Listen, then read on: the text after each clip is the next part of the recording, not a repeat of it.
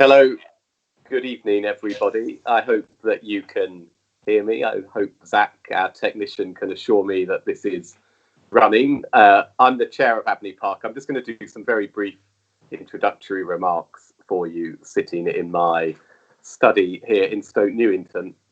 The first thing to say is thank you very much for registering and logging on. We just did a quick roll call and we've got people from all over the country and all over the world. I think you all know that it's Abney's 180th anniversary today. And last week we did our first ever virtual event as a trial.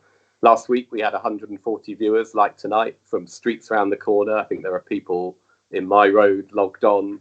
We have people from around the UK and we had colleagues and friends from USA and Lithuania.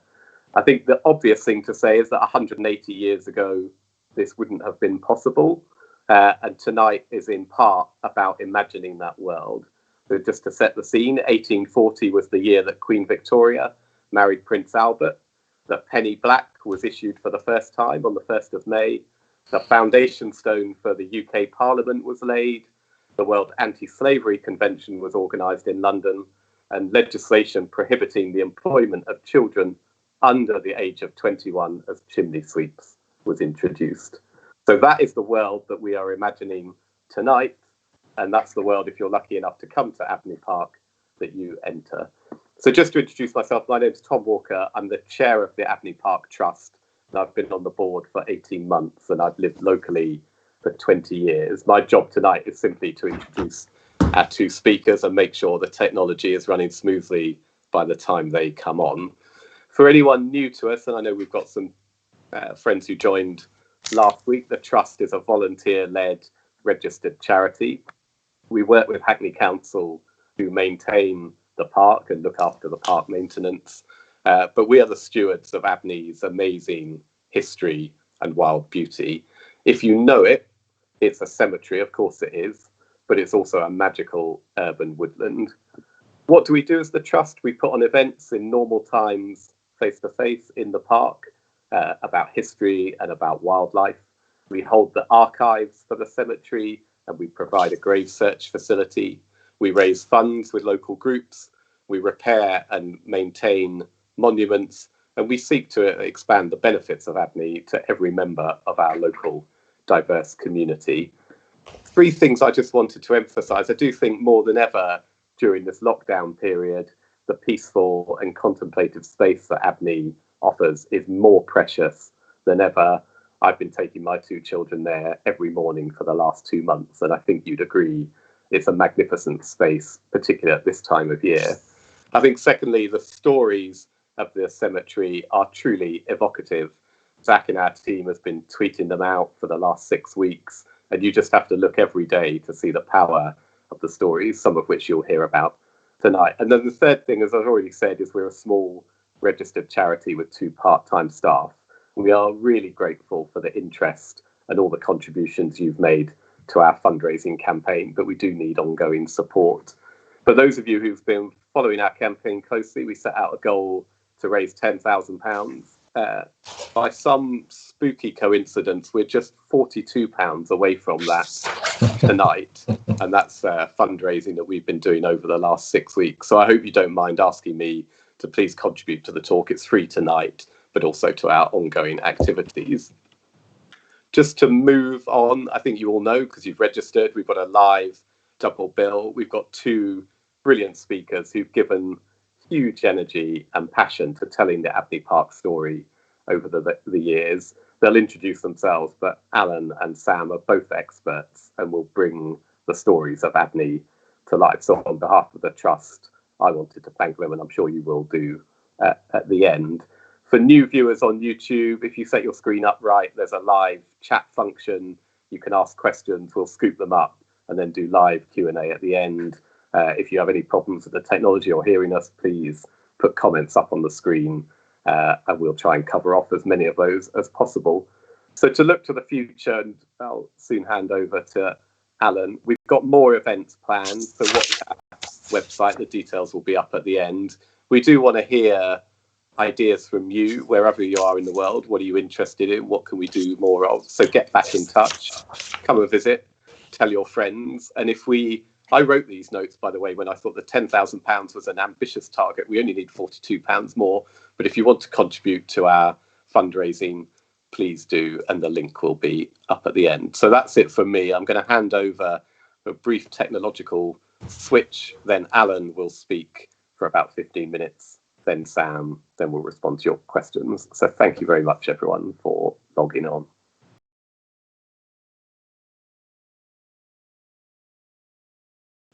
Hello, I'm Alan Gartrell.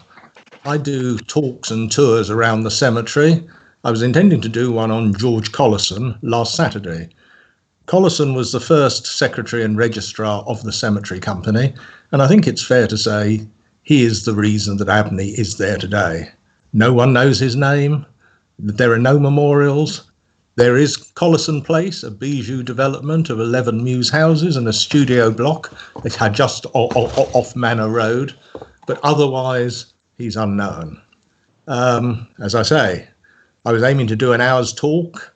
I've got to do it in 15 minutes. I'm not used to this format, so I'm slightly anxious. So I will be doing part of this talk in the character of Jonathan Meades, the well-known social commentator and historian. Now, I'm, of course, not a historian. I always say on my talks, I'm just 2 clicks on Wikipedia ahead of everyone else.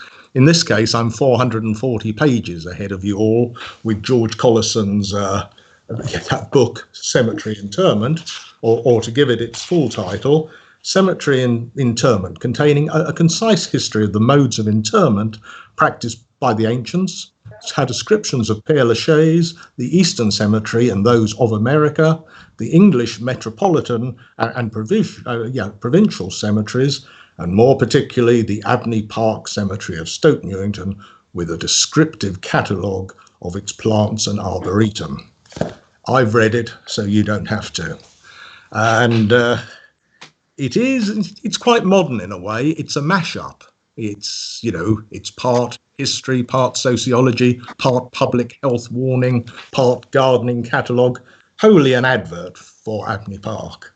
And it's also a mashup in its styles, or where he has taken his material from. There are great tranches of other people's books and poems and quotes. There's even a joke in it.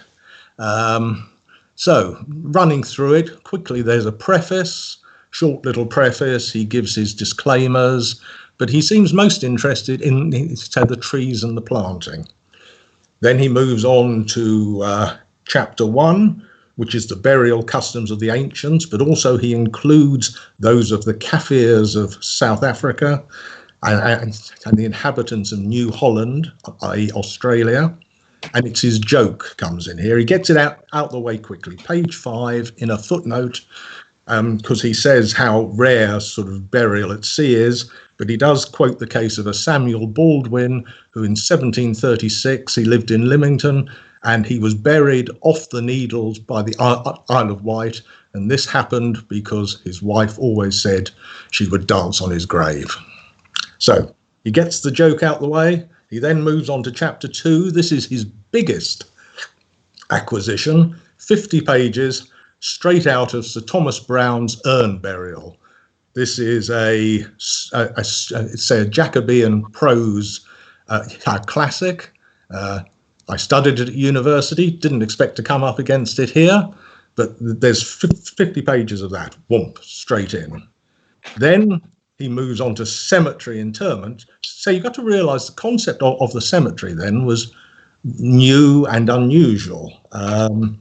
So he talks about cemeteries. He quotes, because it is too apposite to our subject, to not share it with the reader. That's 12 pages of a speech but by an 18th century bishop of Toulouse. Well, that's his view. So he goes through all this history, and then he turns in chapter 4 to the modern cemeteries. And he starts with Père Lachaise in Paris, founded 1801, I think. And he says it's a modern a cemetery out of the centre of town. Again, May 1840, when the cemetery is opening, he quotes in the book a newspaper article from May 1840 about the burial of Admiral Sir Sidney Smith in Père Lachaise. I think it's because he's caught his eye and he's trying to fill up the book, but also, of course, it shows that an English Protestant admiral can be buried with no fuss or confusion in a French, say a French cemetery. He then goes on to find to the Eastern cemeteries, those of the Islamic world. He praises those, particularly Scutari. And this is 15 years before we, despite the best efforts of Florence Nightingale, started to fill Scutari up with our English military dead from the Crimean War. And then he moves on to America, and most importantly, Mount Auburn, 4 miles outside Boston in Massachusetts. Massachusetts, the state religion was Congregationalism. This Abney Park was a Congregationalist cemetery. It was founded in 1831. It's a non-sectarian, beautiful has cemetery, lots of planting. It even has a huge Egyptian gate to it. It's very much the model for Abney. I think Collinson went to see it. Yes, really, the trustees should have an American Friends of Abney Park Cemetery. But so he talks about those. Oh yes, he also talks about Mount Auburn, how it was opened by a judge. Needless to say, we get all 17 pages of the judge's speech. But he says, I hope English readers will not be shocked by the substitution of the ermine for the lawn.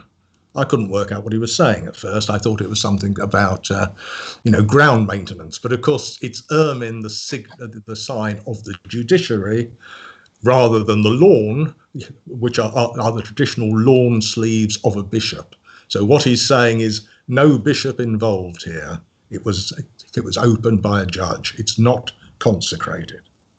So those are his foreign examples. Then he moves on to English cemeteries. Now, normally here I read a bit of Charles Dickens from Bleak House about Nemo's cemetery.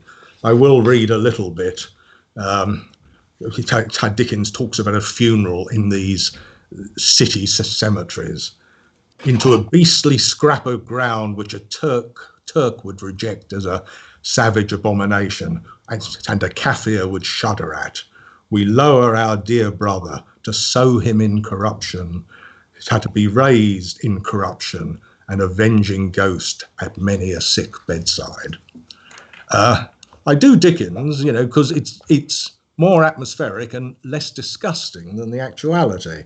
But how Collinson takes extracts from an 1839 book, George Walker's Gatherings from Graveyards, which is full of the horrors of central London. In Portugal Street, which is virtually the LSE, wheelbarrows full of skulls being removed from the graveyard. Up in St Giles by Tottenham Court Road, broken coffins and bones all over the place, being excused by it's only the Irish. And of course the Enon Chapel, just off the Strand, which is contemporary to Collinson, from 1820 to 1840, in a small vault, 12 metres by 18 metres, in 20 years, 12,000 bodies went in there. Now, how did that happen? Were they being dissolved by quicklime? Were they being flushed down a sewer, as some people said, to the Thames? Were they being taken out the back door, the coffins sold as coffin wood, and the bones being bone meal for the market gardens of Hackney? Anyway, this is a horror. And this is where the cemetery movement of the 1830s starts. And then sort of Collinson, if you like, looks around at his rivals. So now we turn to the accountancy. He starts, so the first one was Kensal Green, opened in 1830, share capital of 60,000. These were profit-making joint stock companies. But also, they were founded by Act of Parliament, and it had to be buried there.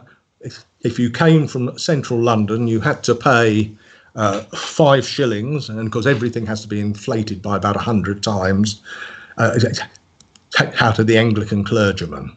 If you came from Marylebone, you had to pay the spry tax, which was an extra ½ crown, 12.5p, to the Reverend John Hume Spry. And this was the cost of getting the Act of Parliament through. Similar things happen at West London, Brompton. Well, in fact, Brompton, it's gone up to not just the central London boroughs, but anywhere within 10 miles, and the cost is 10 shillings. So from the dissenters, the congregations want to avoid this. And they also want to avoid some of the problems. There have been nasty court cases in Exeter and Lincoln regarding the burial of dissenters, and how dissenting ministers have been described as the ministers from hell. And so when someone buried their daughter in a dissenting chapel, the local Anglican minister gave them a poem. All of it is printed. I'll just do one stanza. And her mother, I here can find no rest. You've lain me in unhallowed ground, with such weight of schism oppressed. How should my sleep of death be sound? How Collinson was so shocked by this, he actually went and personally investigated whether it was true, and found that it was. So there we are in 1840. This is why the Congregationalists want to do it. I think the Abney Guide refers to them as hard-headed businessmen with a moral conscience.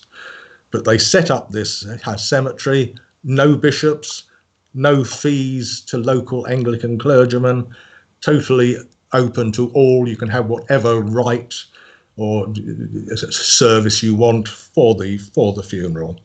So this is Collison's great day.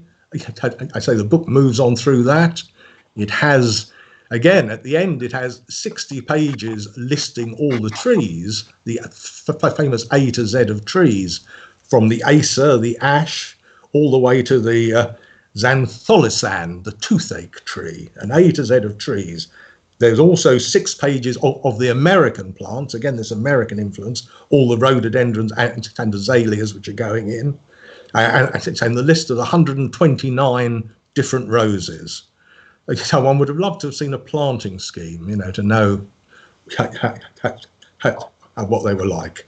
So that's Collinson. He's working his little socks off then. He's putting adverts in the Tatler to try and poach the posh people from Kensal Green.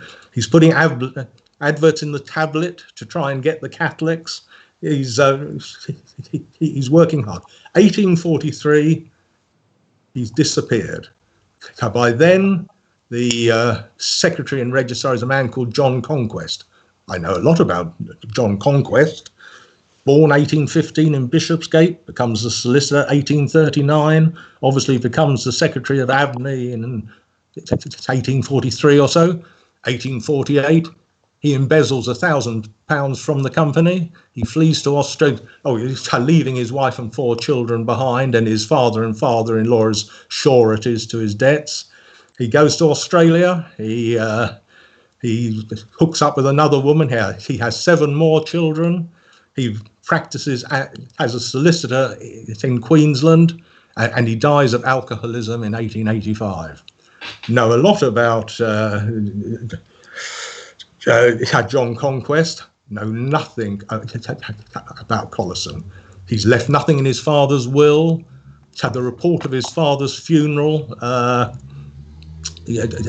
Says that Mr. Collinson has a son and a daughter. Lots of details given about the daughter, nothing about the son. Collinson, I say, completely sort of disappears. But today is his his day. 1840 was his year. I say the cemetery was opened. He wrote the book. Had a day. May the 20th was the day. And after that, like me, he retreats into anonymity.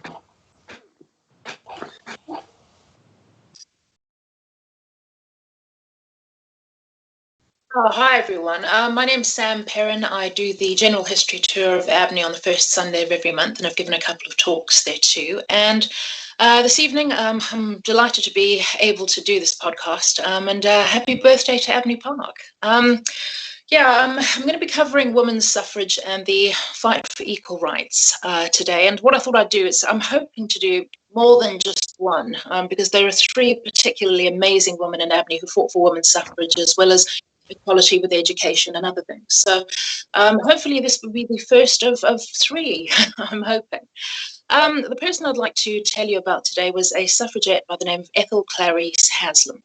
She was born in 1881. She died in 1961. What I'd like to do is just kind of tiptoe through history and give a little bit of context with regard to the fight for women's suffrage before I introduce you to her.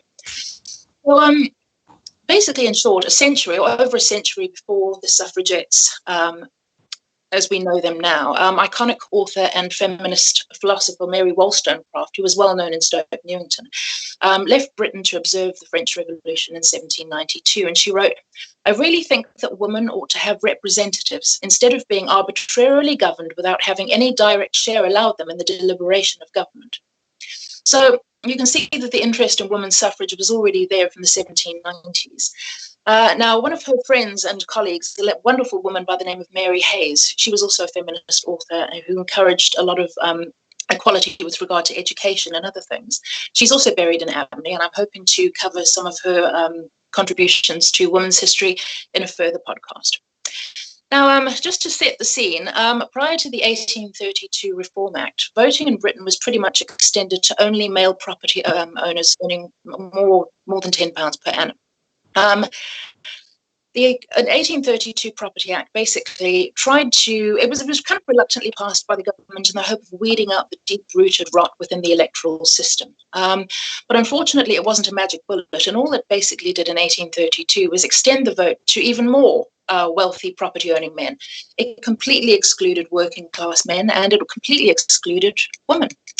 So there was a Yorkshire woman by the name of Mary Smith who had something to say about this, and she was she submitted the first female suffrage petition to Parliament that year, demanding that she and other spinsters should have a voice in the election of the members of Parliament.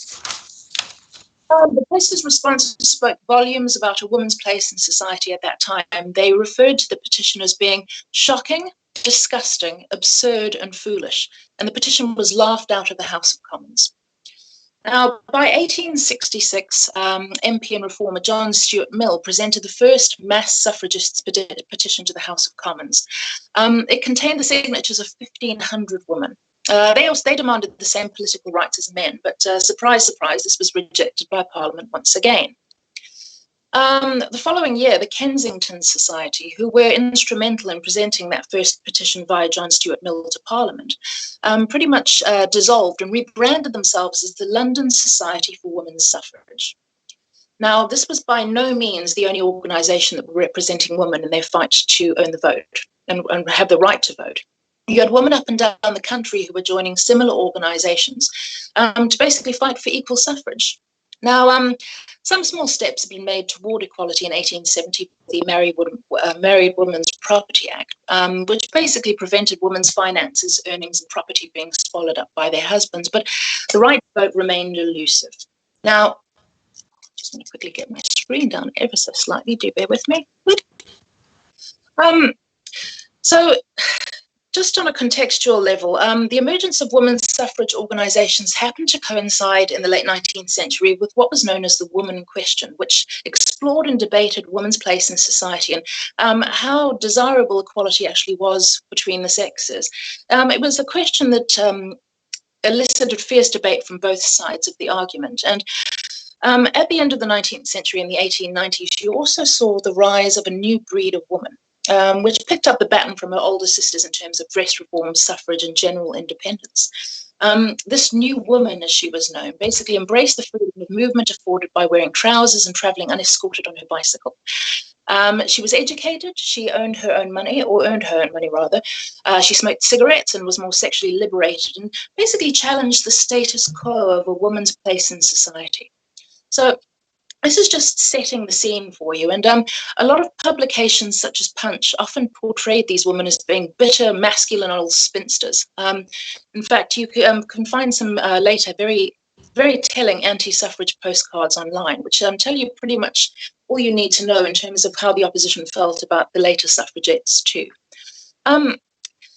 Let's see, even Mary Hayes, who I mentioned a little earlier on, even her, with her fight for, equality within education and women's suffrage, seems to be a pretty common theme with how women were portrayed who dared to stand up and fight for such things, because she was referred to as a thing, ugly and petticoated in the late 18th century. And the suffragettes of the 20th century would enjoy exactly the same criticism. So, by 1897, the National Union of Women's Suffrage Societies had united 17 societies up and down the country, and they adopted a very non-confrontational approach in order to gain women the vote. The organisation encouraged peaceful petitioning. They encouraged things that weren't necessarily very associated with the militant action of the later suffragettes. And the problem with this is that, just like Mary Smith's earlier petition, this accomplished absolutely nothing. So in 1903, the Women's Social and Political Union, or the WSPU, was formed. They formed in Manchester, at the home of Emmeline Pankhurst, and in 1905 adopted the motto, deeds, basically the beginning of militant action by the suffragettes, which included stone throwing, meeting interruptions, even arson and bombing campaigns. There was a very famous she was also a music hall artiste by the name of Kitty Marion, and she later distilled the anger and frustration that was felt by the suffragettes, but in noting, if the government must have damage as a token that women want the vote, damage they shall have. Now, at this point, I'd like to introduce Ethel Clarisse Haslam. She's one of two known suffragettes buried in Abney Park Cemetery. She was born in Bromley by Bow in 1881, and she moved to Ilford with her parents as a teenager. I think she was approximately 16 and joined the WSPU in 1909. Unlike a lot of women's parents during that time, Ethel's parents were really supportive of her suffragette activities and her efforts to secure women the vote. And they actually allowed her, because she was the secretary of the Ilford WSP branch, to use their family home as an HQ of sorts. So they had all of their meetings at her family home. Ethel's father, George, he was a pretty open-minded guy. He had a lot of interests in politics and photography, and Ethel was pretty much she appeared to be a chip off the old block in the respect that she took on a lot of her father's interests. And I personally feel that he shaped a lot of her beliefs, as well as encouraging her to pursue the vote for women. She was a keen cyclist. She sang at church events and played the violin. She was also, something that popped up in my research that I absolutely adore about her is that she was a woman of integrity. She put her money where her mouth was. She actually racked up 6 arrests over a 4-year period for her suffragette activities, the first of which occurred on the 16th of November 1909. Now, this was following a WSPU deputation to the House of Commons, and she was released the next day. Let me just get down further on my screen, I beg your pardon. Oh, sorry, bear with me just a sec. Okay, on the 23rd of July, 1910, so the following year, we had a group of 10,000 women who assembled to march from London, via London, through to Hyde Park. This was in support of the Women's Conciliation Bill, which was being debated in Parliament at the time. And the numbers basically swelled to 250,000 people thereafter as the day progressed. Now, the Conciliation Bill was a partial compromise to appease the suffragettes by offering a limited number of women the ability to vote, or the right to vote. It was based on a property qualification, admittedly. And what I like about Ethel in this instance is that she pretty much embodied the warrior queen spirit of Boudica. She actually went dressed as Boudica, marching through Hyde Park and all of her finery. And I think that pretty much summed up her take no prisoners attitude towards securing women the vote. She was arrested on a further 5 occasions, the next being the 18th of November, which was known as Black Friday. Now, when it became clear that Prime Minister Herbert Asquith had abandoned the Conciliation Bill, 300 women decided to march to the House of Commons in protest because they felt very much betrayed by this. Ethel was arrested and released without charge, but many of her fellow suffragettes were kicked, punched, and sexually assaulted during these protests. Some of the assaults that they have meted out by the police were absolutely horrific, and you can read a rather personal and very chilling account of all of this, courtesy of Mrs. Georgiana Margaret Solomon, in a letter dated the 17th of December 1910. It was addressed to Winston Churchill, who was then the Secretary of State for the Home Office. Some of the accounts, I won't go into them now, but some of them are particularly nauseating, frankly, in terms of what some of these women endured, and the police brutality meted out against some of these women protesting. Now, 4 days later, Ethel decided to take matters into her own hands, along with another 5 women. They marched to the house of a man by the name of John Burns, MP. He was the MP for Battersea, and he was also the president of the local government board, which piloted the census bill. Now, he was viewed by the suffragettes as being public enemy number 1 because he was a massive, monstrous hypocrite. On one hand, he entreated the suffragettes to sign the census bill, but on the other hand, as member of parliament, he denied them the vote. And in fact, you had a lot of women. There was one Essex WSPU member who wrote on her census, "I, Dorothea Rock, in the absence of the male occupier, refuse to fill up the census paper, as in the eyes of the law, women do not count, neither shall they be counted." So Ethel vented her fury by going down to MP John Burns's house by throwing a stone through his window, which, unlike her fellow suffragettes, didn't actually cause any damage. But she did get arrested for it, as well as her fellow stone throwers. And they were all basically told to pay a fine or face prison. And every one of them refused to pay the fine and was sentenced to 14 days in Holloway. On coming out, they were actually all of them were invited to a welcome breakfast for the 27 released prisoners that was held at the very opulent Criterion restaurant in Piccadilly. This didn't stop her. This was actually the second time she was sentenced to Holloway for her activities. And the following year, the WSPU and the WFL, which was the Women's Freedom League, organised the census boycott, which naturally Ethel took part in. Something that I came across in the British newspaper archive was some of her letters written at this time, and they paint her as being an incredibly witty, very passionate and articulate woman who was enormously frustrated that the government's resistance to change with regard to women being granted the vote. In fact, she actually wrote in April 1911 to the East London Advertiser to challenge the census bill and also remind readers of the words of Mr. Churchill, who had refused an inquiry into the events that happened on Black Friday. He actually rejected, and I quote, "the unsupported allegations which have been issued from that copious fountain of mendacity, the Women's Social and Political Union." He basically called them liars.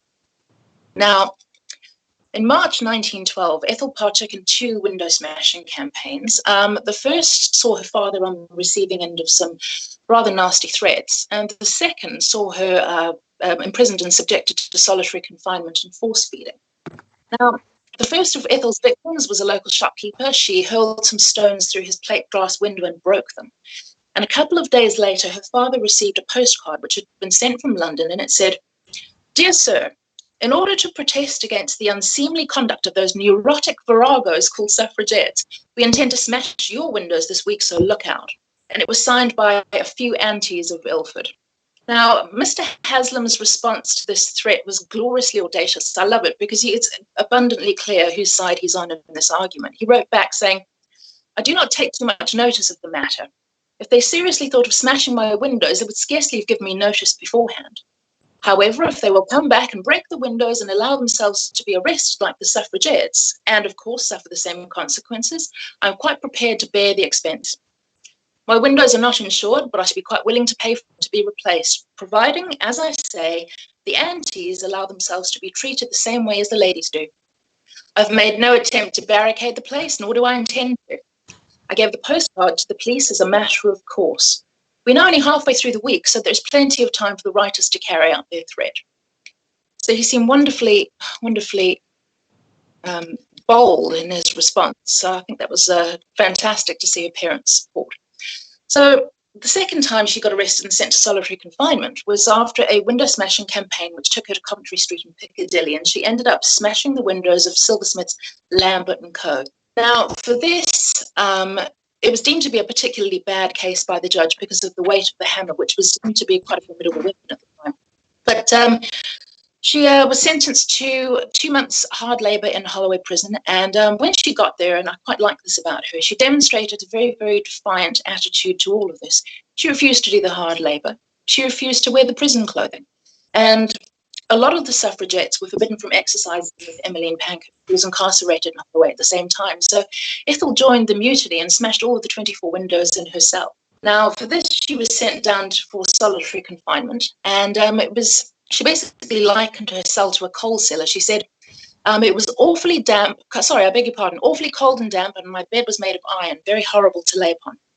Now, it was here where she joined her fellow suffragettes in the hunger strike, and the horrors endured by these women became abundantly clear as the doctors and wardresses made their way closer and closer to Ethel's cell, because she could hear them screaming as they made their way toward her. She recalled, and I'm quoting directly, she said, "They made enough noise to scare me. I imagined they were being massacred, for the howling was horrible. They brought a chair into my cell. It was the most horrible and ghastly affair I had seen. I resisted as best I could, and 4 wardresses and a doctor put me into the chair. I entreated them not to be so cruel, but to no avail. They tied a sheet around my neck. One wardress held my hands, another my head, and another my nose, while a doctor poured some food down my throat by means of a feeding cup. I had to swallow a pint of this stuff."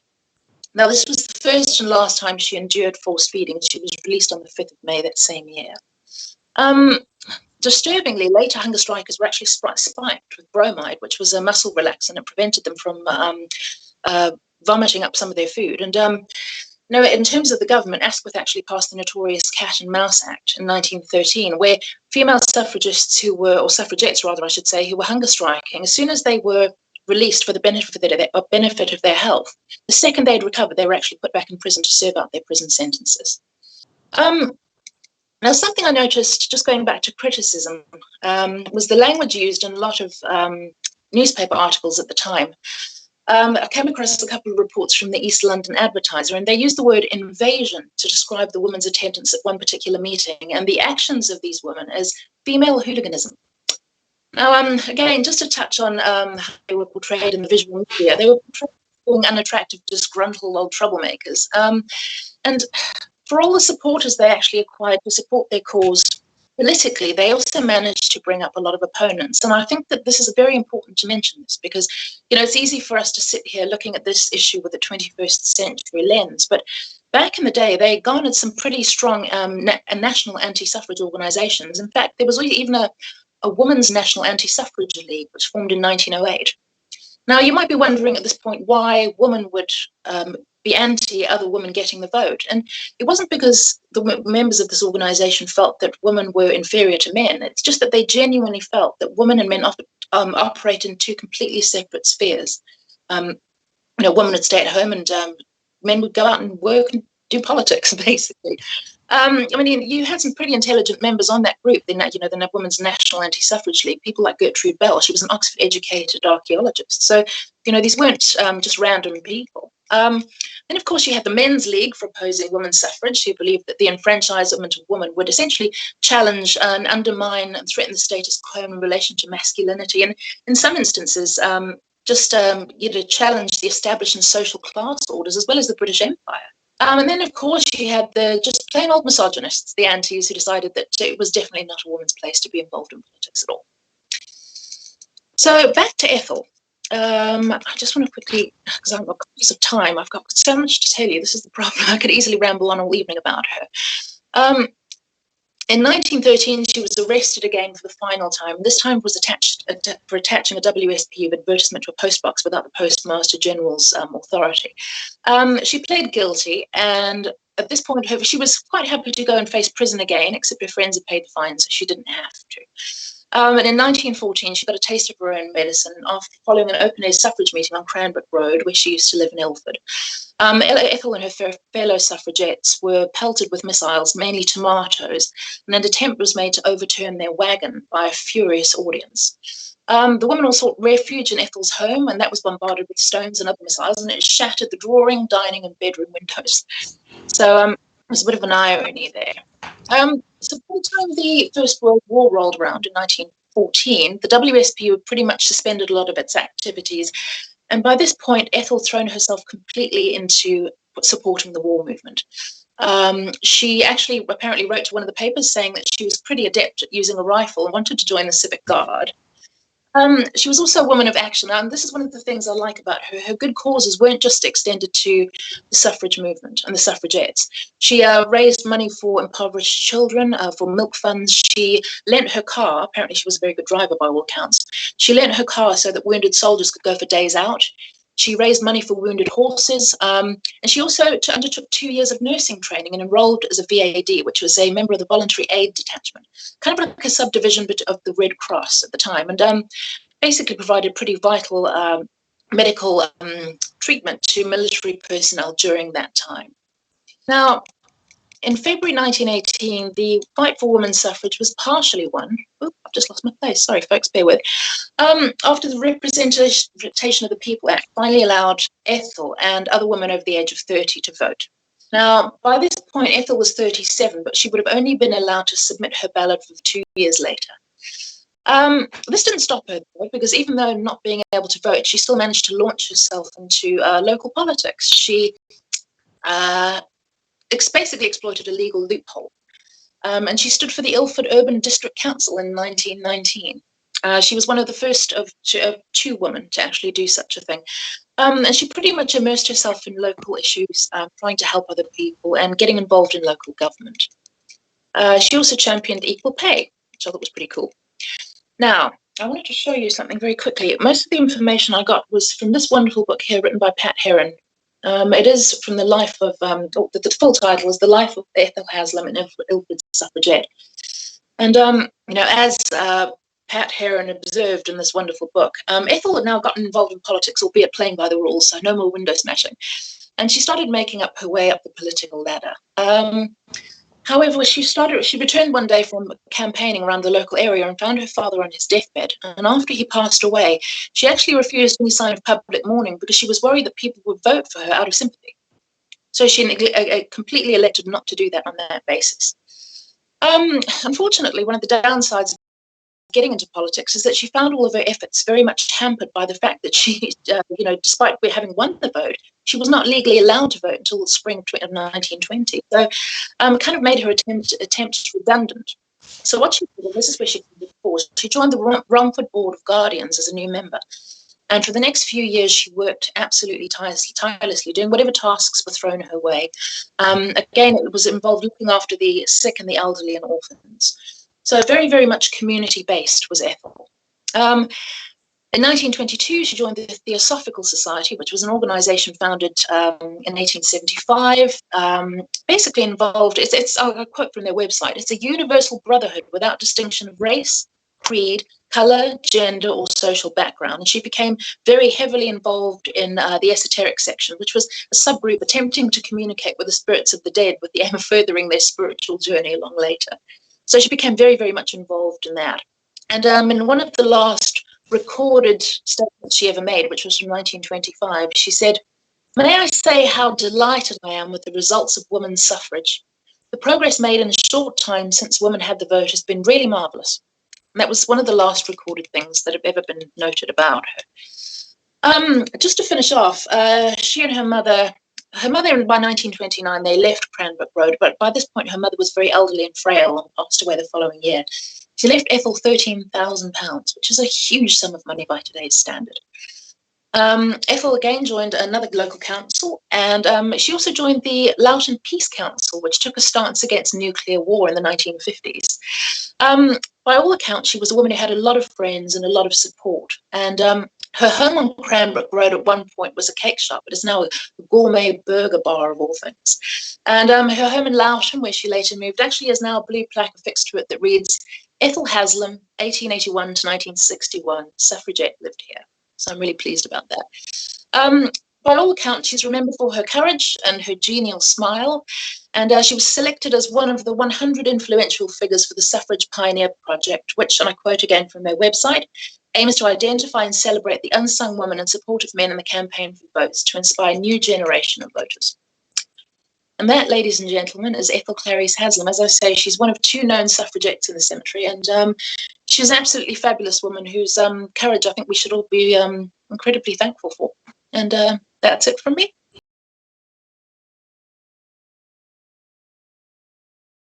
Convenient.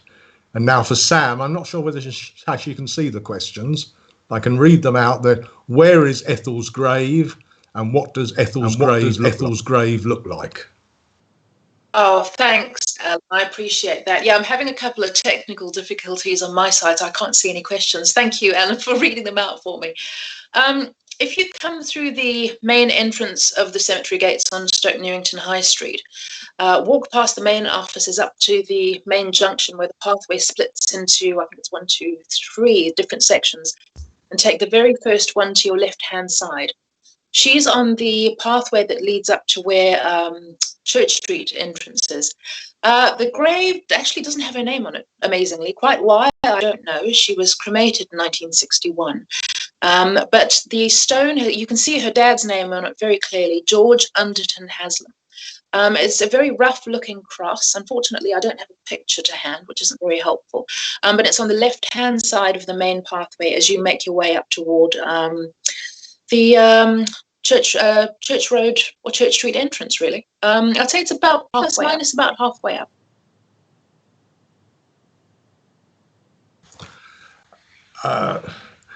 Well, there's a question slightly off piece, but what does Nellie Power, this is the musical singer's grave, looks like? I can never find it, someone says. It's close, I think, to the Music Hall Interpretation Board. She's buried quite close, I think, to Champagne Charlie, George Laban and Albert Chevalier. I think that's on sort of Monument Way, but I'm sure someone at the cemetery would help you. And the next one, how many of the Magnificent 7 cemeteries were non-denominational? Well, Abney is the only one that is not consecrated and totally non-denominational, that anyone could be buried there. The other ones have consecrated and unconsecrated ground, and this is all this thing. And Collison says, well, at Highgate, the Church of England have a chapel, whereas the dissenters just have a little side room in the Porter's Lodge. And at Kensal, the Church of England go on the right path and the dissenters have to go on the left path, and the symbolism is obvious. And there's a big wall, and he goes into a nightmare scenario about the dead burrowing to get where they shouldn't be, and how this wall dividing the consecrated and unconsecrated anyway. So it's Abney's proud boast. It is the only one that is totally non-consecrated. Are you seeing the questions, Sam, yet? I can't see any of them. They pop up very fleetingly. What? Yeah. Oh, I don't. Sam, why is Abney so full of suffragettes? Well, I mean, to the best of my knowledge, I know of 2 suffragettes plus Mary Hayes, who very much fought for equality within education and women's suffrage. I think it's very much, this is one of the reasons I enjoy taking tours at Abney Park. I think out of the, and this is meant with the greatest of respect to the other 6 out of the Magnificent 7, but I think Abney Park and Stoke Newington definitely has an aura of dissent and rebellion about it, both politically and socially. And I think probably very much reflective of that. I do personally think it's the most punk rock of the whole Magnificent 7. In terms of suffragettes, as I say, I mean, I know of 2, but I'm pretty sure there are more, and I'm determined to find all of them, by the way. I've made it my mission. Yeah, no, I agree with you. I always say that Abney is the cemetery for the awkward squad. They've all the way they've been fighting repression and everything. It is the dissenters, not only in the religious side. I have another question. What do we know about Collison's role as secretary? Was he involved in planning the cemetery and securing the funding? I somehow feel I haven't got my point across here. Yeah, Collison is absolutely fundamental. He is the man that goes and sees Mount Auburn. That's the model. It's half of the cemetery. I think he's the man, who identifies the site. You've got to realise, he pipped Highgate to the post. Highgate wanted to have an East London cemetery, and because they were able to do this deal with James William Freshfield, they had a site, and they didn't need Act of Parliament. So yeah, he is fundamental to the planning and the funding, raising the share, as I say, selling the 3,500 shares, and of course so the frontispiece to his book is a model, a sketch of the Dr. Watts statue. Now, because they fundraised and they didn't get that put up till 1846, by which time Collinson has mysteriously disappeared. So it's so strange that he disappears, because he still had projects and hopes with the cemetery. What else? Sam, we've got someone who's asking whether you're aware of the song composed about Ethel entitled Miss Haslam's Views on Windows, commissioned by the chorus of Descent. Do you know this? Sam? Can you sing it? No,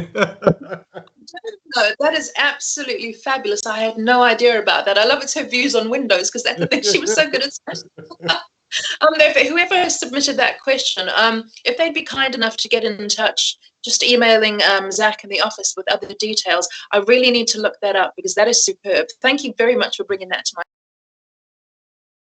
Lovely Clara Sanabras. Oh, whoever submitted that, thank you so much. I was unaware of that. I really appreciate that. That's great.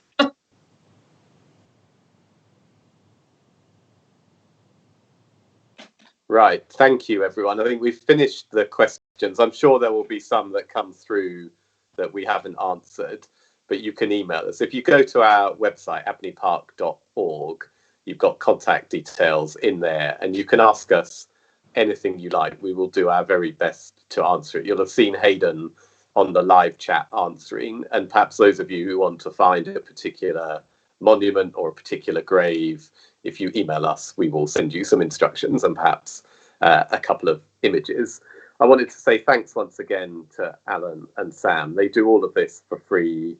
They are brilliant contributors to Abney's history, the stories, and you've heard that firsthand. It's very generous of you both to give up your time, and I hope everyone has enjoyed it. It looks from the comments that people really do appreciate what you do for us, so thank you very much. I just also wanted to say it really is a beautiful place, especially at this time of year. So if you're local and not going into the park, I encourage you to do so. So I think early morning, most beautiful. And we've been in touch with Christopher Somerville, who 8 years ago wrote a book, Britain's 500 Best Wild Places. And Abney Park is in that. He puts it in the top 50, and it's number 99 in his book. So we want to do more to celebrate the wild, renatured nature of Abney Park. Finally, thank you for the donations. Please do keep supporting us. Send us your comments, send us your questions, keep us going, and we'll be doing more events online. So that's it. Wherever you are in the world, thank you for joining us. Thank you, Alan. Thank you, Sam. I'm going to end this podcast, which we will put up online as soon as we tidy it up, and you can pass it on to whoever you know. So thank you very much, everyone, and good night.